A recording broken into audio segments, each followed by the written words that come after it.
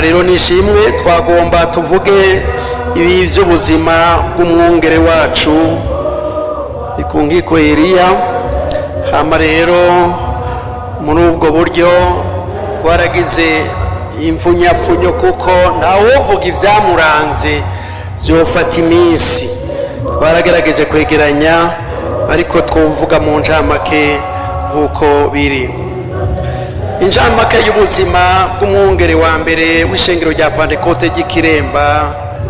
Umwungere Eliya Ndikungiko yavukiye Ikiremba mu mwaka w'1940.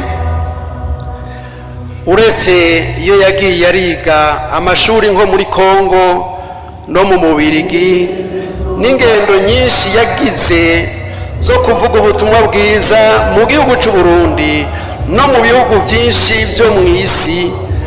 Ubuzima bwiwe yabumaze ari Kiremba, aho arinze yitaba Imana aba.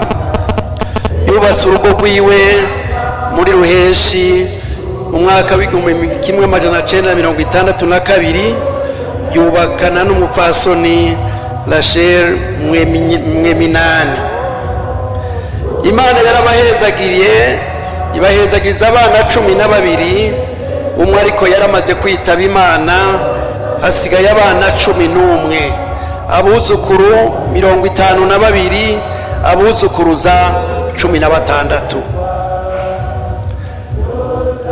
Imana imuhamagaye yisaziye afise imyaka 84, ari mu rugendo rwo kuvuga ubutumwa bwiza mu gihugu ca Canada kuwa ndwi Rusama 2024. Ubuzima bw'amashuri mu mwaka w'1947 kugeza 1953 yiga ishuri ntoya hano Ikiremba. Kuva muri 1954 kugeza 1958 yize ishuri ndabigisha yiremera muri Kongo iharanira demokarasi. Kuva muri 1959 kugeza muri 1960 yize ishuri nderabigisha yo mu Kibimba ya muri Gitega. Kuva muri 1974 kugeza 1975 yize teoloji mu Bubiligi. Ibikorwa vya leta yaranguye hano mu gihugu. Kuva muri 1961 kugeza 1966 yakora ku ishuri ntoya y'Ikiremba nk'umwigisha. Kuva muri 1966 kugeza 1968 yakora ku ishuri nderabigisha y'Ikiremba Ecole Normale y'ico gihe, yari umunyababanga, umusekreteri. Kuva muri 1968 kugeza 1972 yari muri iyo shuri nderabigisha y'Ikiremba, ico gihe naho yakora nk'umuyobozi w'indaro, directeur de l'internat. Kuva muri 1972 kugeza 1974 ishuri yakoze ku ishuri ntoya y'Ikiremba ari umuyobozi. Ibijanye n'ibikorwa yakoze kandi n'ubuzima bw'igihugu mu mpwemu. Umwungere wacu yavukiye mu nzu y'abavyeyi batari bwakizwe mu mwaka w'1940. Yihanye akiri umwana muto afise imyaka 9, aho yiga mu mwaka wa 2 mu mashuri y'intango. Yabatirijwe muri mpwemu yera afise imyaka 13, yiga mu mwaka wa 5 mu mashuri y'intango. Amaze kuzuzwa mpwemu yera muri iyo myaka mu mashuri y'intango, hageze akaruhuko gatoya, nta mwanya yata, yacaja ahantu agasenga. Imana imuha kugumana nayo, imuha amavuta ya mpwemu yera, kandi yongeza agira itumye agasaba ko ituma n'abandi mu Burundi, kugira ngo mu Burundi bwa ruguru naho nyine bumva ubutumwa bwiza. Yabisengeye akiri umwana, naho hazoshika ubutumwa bwiza bubohora kugira ngo nabo baronke mpwemu yera. Ageze mu mwaka wa gatandatu yaciye aja kwiga i Remera muri Kongo iharanira demokarasi, aho yagiye kwiga i Remera muri Kongo mu mwaka 53 yakomeje gukorera Imana mu migwi y'amashuri mu magroupe biblique i Remera. Uko yabikora mu mashuri y'intango yakomeje kuza arafata imyanya mu turuhuko akaja ukwiwe agasenga Imana. Ivyo vyamuhaye kunesha amageragezwa y'ubuto, ya myaka ya adolescence ikunda kugora benshi, yayimaze yuzuye mu umuriro mwinshi wa mpwemu yera.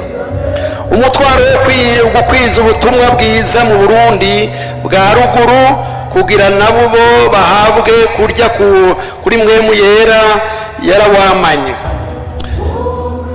Yasengewe kuba umuzego wa shengero wawe pasitori mu kwezi kwa gatatu mu mwaka wa 72. Guhera uwo mwaka acarongora ububwiriza bwa Buhinga gushika muri 79. Mu mwaka wa 74 yagiye kwiga ishuri ya Bibiliya Theology mu gihugu c'Ububirigi. Avuyeyo mu mwaka wa 75 niho yasengerwa kuba umwungere wa kabiri w'ishengero rya Pentecote y'Ikiremba.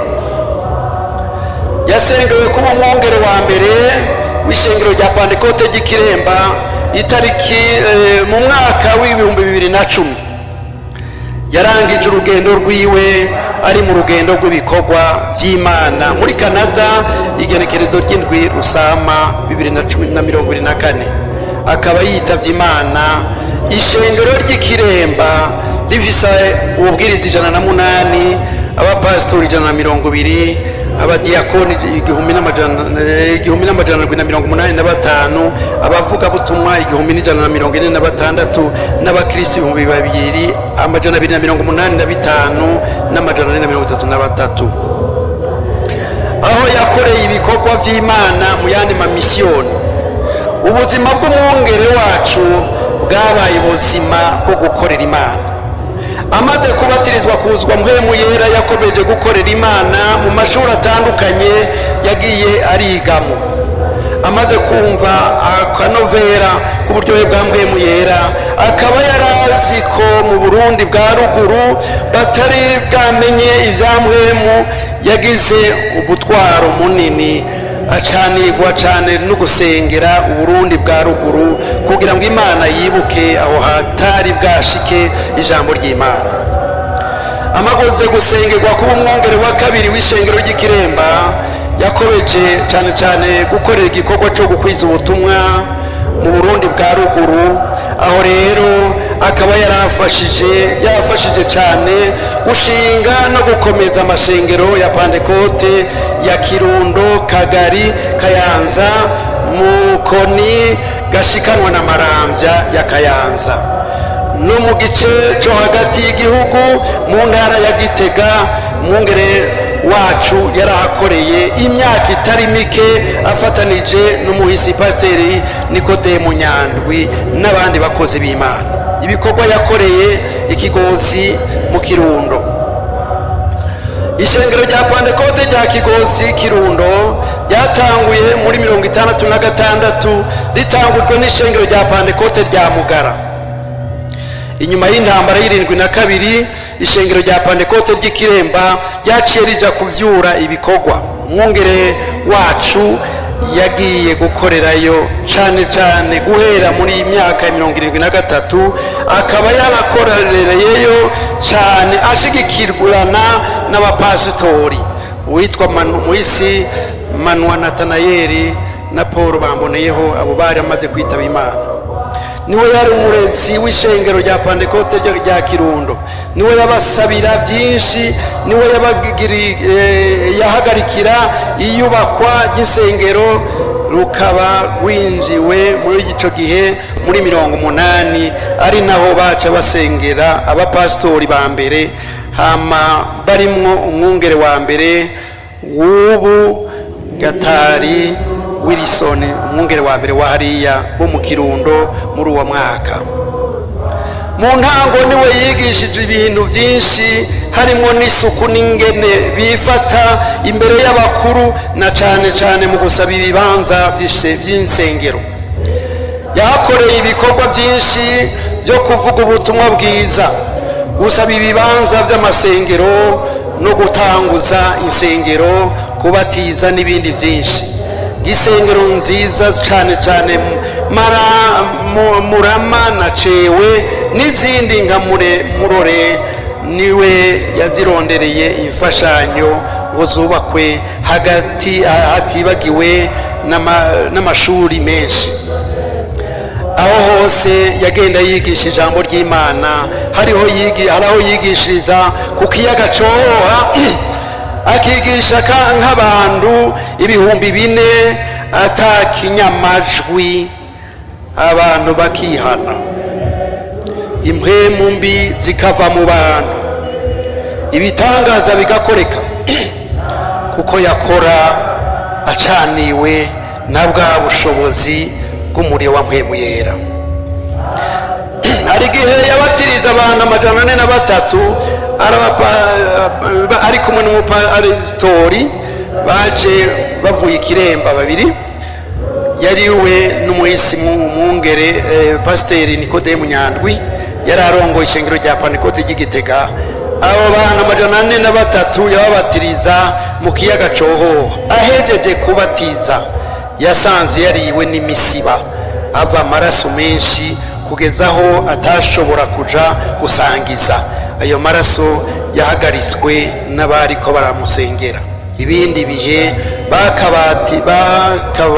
bakabatiriza mu nzuzi zirimo ingona, ariko aho hose Imana yagiye imushoboza, imuha intsinzi muri byose.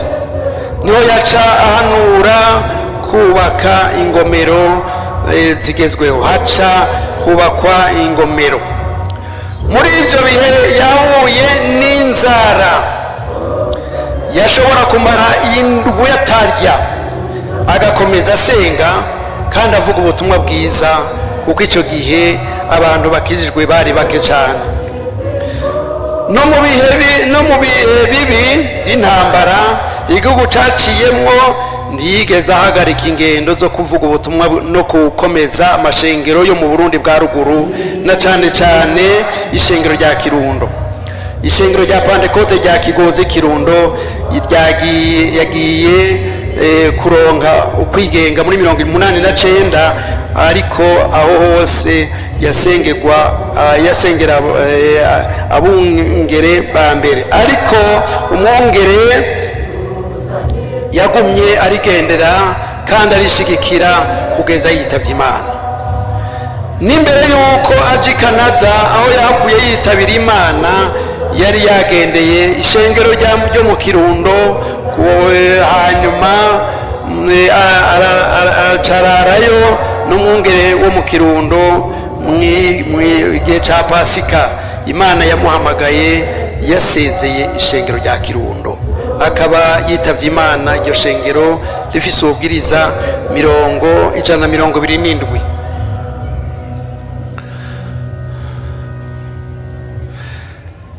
Mu Kirundo yafatanye na Muyinga, yarashoboye kuba ari yiriwe arakorera ibikorwa vy'Imana imuyinga, agiye mu Kirundo akacarara arakesha mu masengesho, bwaca akaja kwigisha ahandi.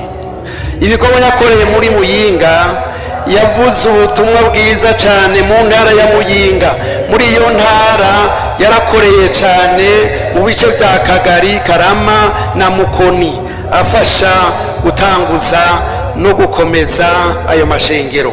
Mu ntara ya Muyinga, ishengero rya Pantekote ryatanguriye Ikayenzi, ritangujwe n'ishengero rya Gishiha inyuma y'intambara ya 72.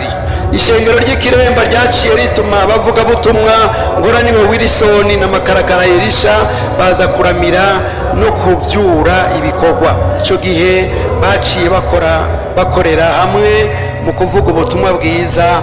Umwungere wacu yarafashije yarafashije cyane mu gushiraho ibicaniro.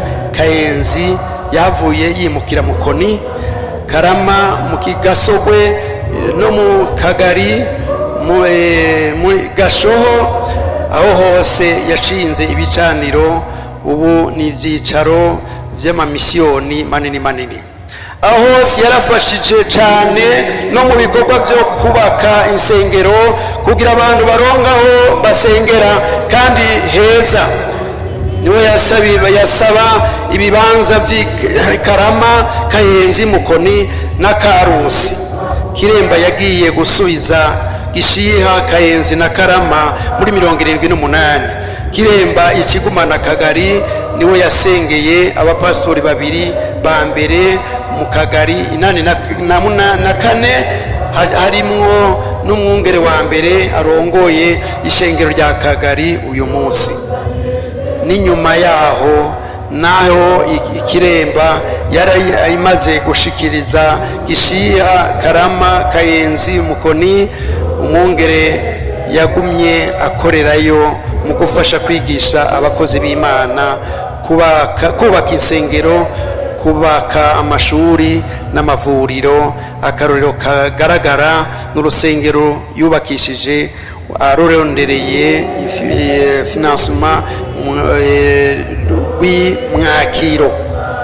Uwo mwungere yitavye Imana mu misiyoni ya Kagari ifise ububwiriza 39, abakristo 49,000 n'abapastori 52. Muri iyo ntara ya Muyinga mwungere yarahuriye n'intambara nyinshi cyane zigwanya ishengero ry'Imana, utibagiye inzara. Ariko muri byose we yaharanira ko abantu bakizwa neza, bakuzwa mpwemu yera. Ibikorwa yakoreye mu Gashikanwa Ngozi, uretse Kirundo na Muyinga, umwungere yarakoreye kandi mu Gashikanwa mu ntara ya Ngozi, afatikanije n'umwungere Yoweri Bigirabagabo arongoye ishengero rya Gashikanwa. Gashikanwa hatangwirirwa 8, ishengero ritangurira Mushitsi. Akaba yarafashije cyane mu kwigisha abakozi b'Imana, mu kuzana ba missioneri b'Abasweda bafasha kwigisha abakozi b'Imana. Yarashoboye kumara ukwezi kose kurenga ariyo mu bikorwa. Yakunda kuvuga ubutumwa bwiza kuko atakangwa no kurara mu nzu iteye ivyondo, isakarwe ivyatsi, ku kariri gato k'ivyatsi. Ari umwungere muri utwo tuzu, akarara apfukamye ariko arasenga Imana. Yarafashije cyane no mu kubaka insengero mu bice bimwe. Ingozi bararengukishijwe kenshi mu ndwaro bagiye kugara insengero. Yarafashije kandi mu kubaka amashuri y'intango ashigikira ubutumwa bwiza. Yitavye Imana Gashikanwa ifise ububwiriza 45 n'abakristo 80,736. Umwungere imbere yuko yitaba Imana yarasezeye ishengero kuko kuva itariki 28 gushitsa 31 za Ntwarante uyu mwaka yararigendeye agiye gusezera, mugabo batabitahura nawe nyene kumbura atobivuga cyane. Ibikorwa yakoreye muri Maramvya, Kayanza, imbere yuko ubutumwa butangura mu Maramvya, Kayanza, umwungere wacu n'abandi bahora baca mu gisagara mu Kayanza bavuga ubutumwa, bongera batanga amajwi ya Pantekote mu gisagara canke mu isoko. Hama rero kwiherezo batangura kubitahura muri 71 n'ishengero ryatangura neza, aho ngo bahasanga abantu biravyingwa n'ibindi kuko bari bagisenga ibigirwamana. Mu Maramvya hagiye gutangura 83, hatangujwe n'umwungere Yoweri Bigirabagabo avuye Mushitsi. aho hose umwungere wacu yari kiremesha mu gutanguza ibikorwa. umwungere Wilson Nkoraniye yagiye kuza 84 inyuma y'ikibatirizo ca mbere. Ishengero rya Maramvya ryatanguriye mu kazu k'imbingo hajya nyene mu Maramvya, aho hose yarahigishije kandi ntiyatinya kurara muri utwo tuzu. kuri we icyari gikomeye yari imitima y'abantu, nk'uko yakora ahandi no mu Maramvya yarakoresheje mu gutanga inyigisho z'ijambo ry'Imana, akaja mu basaba ba misiyoneri n'abandi bashitsi kuvuga ubutumwa bwiza. Yaravugiye cyane amashuri n'ivuriro kuko byagenda bishigikira ubutumwa bwiza. Niwe yubakishije iryo vuriro asabye imfashanyo kuwitwa François. Yarashobora kumara ukwezi kose ari ukuvuga ubutumwa atabanje no kugaruka no kuraba utwo tuzu. Imana yarakoze imukoresheje. Ikirema ntiyakunda kuhaba, yakorera cyane mu Burundi bwa ruguru. Yari yarihebereye ubutumwa kuko n'umuryango yawubamwo gake. Yarakunda cyane gusenga no kwigisha ijambo ry'Imana. Hanyuma mu migwi itandukanye arangije urugendo rwiwe Maramvya ifise ububwiriza 50, abakristo 45. Ikindi bazokwama bamwibukira ko n'inyigisho ubutumwa bwiza kugeza naho abantu bamwigana no mwijwi. Mu gusezera ishengero rya Maramvya yigishije ko bogumya ukwizera twahawe rimwe gusa. Uwo munsi ishengero ryamuherekeje n'imodoka yarimo baranga kwirekura, yagiye neza yasezeye. Ibikorwa yakoreye Igitega hatunganijwe na Luka Kayaga wo muri Kayogoro na Nathanael Gobahirya wo muri Kiremba. Baza barahamara iminsi nk'amezi 6 baza barakuranwa. Gitega ahashize ishengero rinini cyane. Imana ibiheregwe icubahiro ibikorwa yakoreye no kumugara. Kumugara ntiyahakoreye cyane, uretse ko yaja arafasha cyane mu nyigisho. Ibikorwa yakoreye i Bujumbura, yarahagarikiye ishengero rya Pentecote ry'i Bujumbura ikiringo c'amezi 6 inyuma y'urupfu rw'umuhisi Pasiteri Mafefere Manase. Inyigisho za Bibiliya yarakunda cyane, inyigisho zinjiye muri za Bibiliya mu bana no mu bakuzi. Akaba yitavye Imana yaratanguje inyigisho z'ijambo ry'Imana yinjiye, aho abigisha ibitabo bya Bibiliya kimwe ku bakuze no ku bana.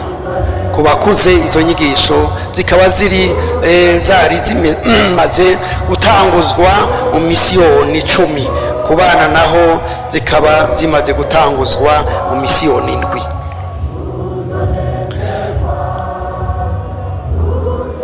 Umwungere wacu yarafashanije mu itanguzwa ry'amashuri y'abapantekote muri Canada, muri Amerika, mu Bubiligi, mu Bufaransa, muri Australia n'ahandi. Ibyaranguwe mu iterambere ry'igihugu iruhande y'ugukwiza ubutumwa bwiza, umwungere yaritaho cyane ibikorwa by'iterambere bishigikira iterambere. Ibisata nyamukuru yitaho byari bijanye n'inyigisho by'amashuri, amagara y'abantu, kwitaho imfuvyi, abagendana ubumuga, kubungabunga ibidukikije, uburimyi n'ubworozi n'ibindi.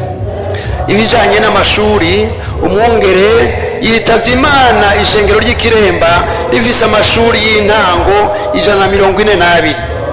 Amashuri kuva ku wa mbere ku w'icenda ni 116. Amashuri yisumbuye poste fondamental 52. Bibanza vyinshi byo kwigishirizamwo abakuze gusoma no kwandika, yarafashije cyane kandi no mwishigwaho rya kaminuza y'ibiyaga binini yo twita IGR. Ibijanye n'amagara y'abantu, ishengero rifise ibitaro bikuru imwe, ibitaro bikuru hama n'ibitaro vya komine imwe nyene, amavuriro mato mato 8. Ugufasha imfuvyi, ikigo c'imfuvyi c'Ikiremba, umwungere yabaye mu bantu batanguje orphelinat y'Ikiremba. Iyo orphelinat yatanguye 62 ikaba imaze kwakira abana b'imfuvyi 1000 kuva itanguye. Ubu hakaba haraba imfuvyi 87. Kwita abagendana n'ubumuga, ubumuga naco cabaye mu bintu vyamuranga cyane, ari mu bantu batanguje igikorwa cyo kwakira no gufasha abana bagendana ubumuga kwende. Ico gikorwa kikaba kimaze kwakira abana bagera ku 338. Ubu hakaba hari abagendana ubumuga 64 baharerewe.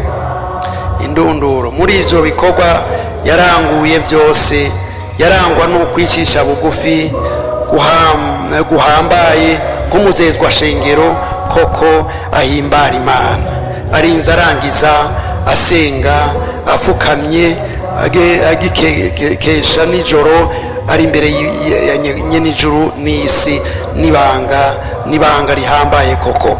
Ariko ivyo vyose aho yagenda akora, baba bari kumwe n'umwungere, umuhisi wacu, umwungere wa mbere Madengo Abedenego yitavye Imana, niwe yamushigikira kugira ngo amurungika gukora ivyo bikorwa hirya no hino. Ndawe yaduka ariko barasezerana, arinda arangiza rero ivyo bikorwa kibibandanya.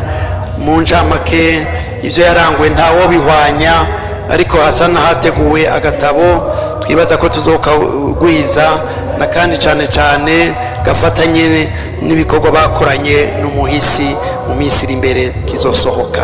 Imana rero ibaduhezagirire ibikuru bikuru, ntawo biheza ivyiwe. Ivyamuranga nk'uko hano vyavuzwe, ndakunda gusenga. Ndi muri Sweden 86, wahora mwigisha Kongo yarambaje ngo mbega ari hehe ubu? Ndi n'umwungere wa kabiri w'ishengero ry'Ikiremba. Ndi kubere kumbajije uko ngo yari umuntu nzi kuva ari umwana yakunda gusenga Imana. Ivyo rero yarabigumyemwo, yarabikuriyemwo, na kugeza n'uno munsi ninguko muvyumvise yarangije akibikora. Hama kandi twari tukimukeneye, ariko Imana yabonye ko akwiye kuja kuruhuka. Yatanguye kubivuga igihe kimwe twari dufatanye urugendo tuja mu Kirundo. Tuvuyeyo nari umudiyakoni, mbere nari n'umusore, ahandi gusengera abakozi b'Imana hariya mu Kirundo, ariko anyonga imodoka. Tugeze mu Kayanza, yibuka umuntu bahora basengera hamwe w'Ibujumbura. Uwo muntu aca atangura kunyiganira, naho hari nka saa moya y'ijoro mu modoka, ati naka yakunda gusenga ngo ndakumbuye Yesu, yakunda kuvuga ngo ndakumbuye Yesu. Ndahora ndumviriza ngo kuko yamukumbuye yaciye amujana, ngo numva natwe ko dukwiye gukumbura Yesu. Ndabona handi sinasiye kugira icyo ndamubwira muri uwo mwanya. Arabikomeza aravuga, tujana Ibujumbura mu ijoro hagati. Ndahora ntinovuga, ariko aranyonga, amatobitahura yoca amererwa nabi. Dushitse ngaha narayombotse imuhira, nza n'ugiye kumufukamira. Niki kintu wavuze, ukumbuye Yesu, naka yamukumbuye ngo yaciye amujana. Nawe wavuze ngo ugomba guhera ubu ngo dukumbure Yesu, ngo hava tujana. Ndimwungere, ndasavye aho mukumbure akakujana uzoba udusize he? 88. Ndasavye ico gisabisho ugihindure. Turagukumbuye, tugomba kuturera, ishengero ryacagukumbuye. Acarambwira ati humura, humura na je narabonye ko ntubibandanya narasabye mbere imbabazi Imana kuko ibikorwa byari bikiriho none Imana ishimwe yamwongeye imyaka ingahe 36 ivyo yakoze yarabonye ko hageze ejo bundi rero nja numva ariko aravugiye ahisa numvugishwa ngo aya majambo yankumbuje ijuru ngo numva nkumbuye ijuru karabaye yaragiye ibyo ni muri uno mwaka ntihatanguye kuvyumvikanisha bivuga none natwe reka dushiraho Imana yashize yamuboneye ivyogira ikimazi kandi ivyo yabwiye arangura Imana izodufasha tubifate nkangama ntibitubisigaho nyene tubigendere kandi ibikorwa yatanguje hirya no hino bize biramigwe bibandanye bikorwa kandi Imana iri kumwe n'ishengero bizoshobora gukorwa nuko Imana ibaduhezagirire.